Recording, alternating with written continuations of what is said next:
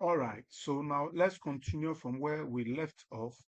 We are here to now calculate the year difference for the individual countries. Now, remember that we are advised to use the if function. Now, basically, the calculation um, is just the second year minus the first year, and then you should be able to have your answer. But if you try to fill it down to you drag the fill handle, you see that you are having negative answers and so on. That means for the same year Afghanistan, you have 5 and then you have -5.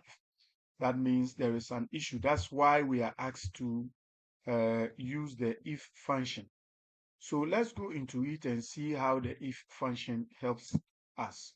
So I will first put in my function reference, which is the equal sign, and then put in the if function is here. So now the if function have three components. First is the expression. So we say if this A2 is equal to A3, that is if both contain the same name, then what do we want to do? We want to subtract the second year from what? The first. And if they are not, what we want to do? We want to leave a space because we are asked to leave it blank. So we put the quotation marks with space in between them over there.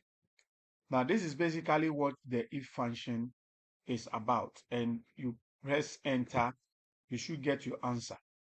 And when you even autofill, you will still get the answer all the way down.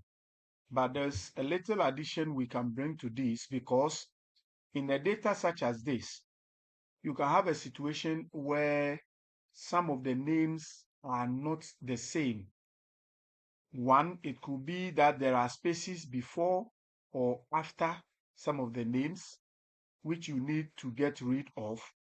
So you know the function to use, because the models that we did contain some of them like trim, like clean, and so on and so forth. Then again, you have a situation, or you can have a situation where some of the names are in all alphabets, like all capital letters and then lowercase letters or proper case. So in all this, you may try to put in all those other functions to ensure your formula is watertight, so that whatever the situation will be, there will not be any upset. So I will only try to use one of them. So we say, for instance, we are looking at the first one, A2, assuming that you are afraid there could be differences in the name by space. You can try to call on the trim function or add the trim function, which we are all aware of. So here you put it before the first letter and then you close the bracket. That means you have introduced the trim function over there. It's here. Okay, good. You can do same for the second function, the second A3 also, to make sure that if there are any spaces before, after, we get rid of them as well. So I'll put my trim there.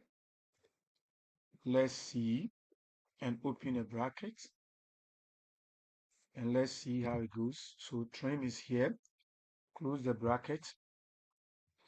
Now, with this, we are very sure that if there are spaces before or after these names, this function will get rid of them and return a good answer for us. So let's enter and see how it goes now. So it is correct.